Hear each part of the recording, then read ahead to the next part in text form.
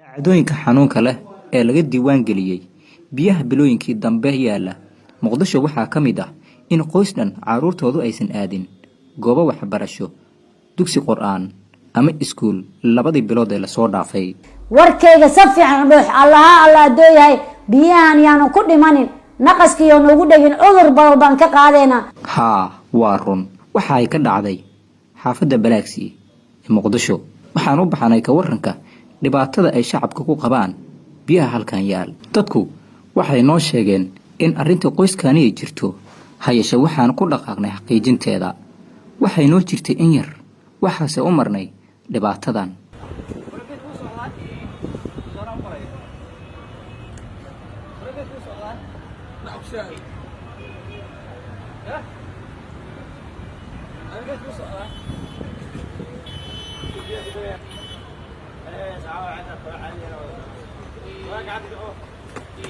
hooyo Yasmiin Cismaan barko kasta ayay si rafaad ah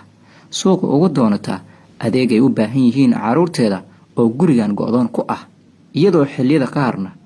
ay soo iibsato adeeg ku filan 48 saacadood maadaama aad ay u dhibsatay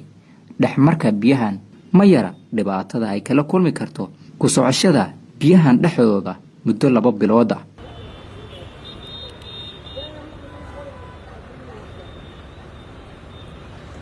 qoyskan dhibta haysata waxaa ka mid ah guriga ay ku jiraan oo dhan kasta biyaha ay ka fariisteen marka laga reebo qaybta dambe guriga oo aysan ka jirin wax wado ah ama albaab kale ah oo gurigaana loo mari karo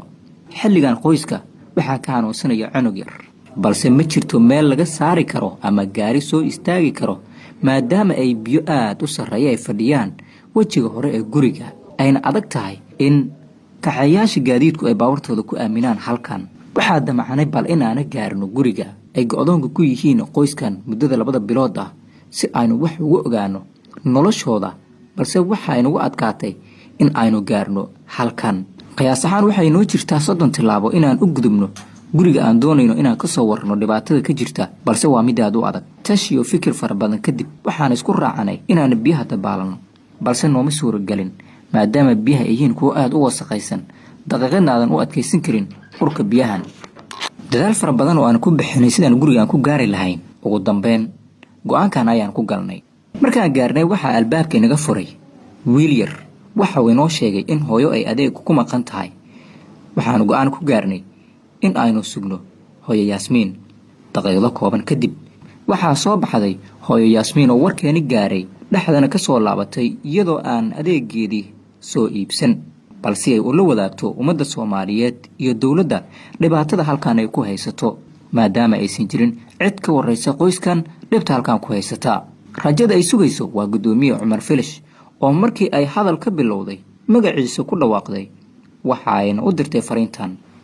gudoomiyaha gobolka Banaadir Cumar Filish ilaahan kugu dhaarshay 2 bilood dhalato dhamaatay inaan waxbarasho ilmeyga aadin oo iskuul aadin 2 bilood oo haday jira qabata aan bixi karin oo marka mi qabata islaam allow inaan meeshan ku dhex jiro caawada intaana ka bixin oo aan isdhihin ilmaha dusha ku qaad ilma dusha aan ku qaada kara ma aha ninkan weyn oo 7 jirka iyo waxaan iyo ninkan 10 jirka iyo ma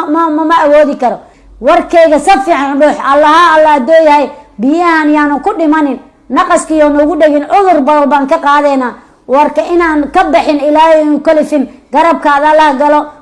hooyo Yasmiin Cismaan 20 sano ee la soo dhaafay gurigan ay deganayd waxa ay noo sharaxday biyahan guriga ku go'doomiyay iyo halka ay ka yimaadeen waxa ay noo sheegtay in biyaha laga xiray dhammaan wadooyinka ay mari jireen taasina keentay in ay fariistaan wadadan madaxweynaha ra'iisul wasaaraha dhammaan hay'adaha dawladda ayaa waxa ay ka dalbatay in si degdeg ah wax looga qabto dhibta halkan ku haysata go'doonkana looga saaro caruurteeda oo muddo 2 bilood ah aysan banaanku soo bixin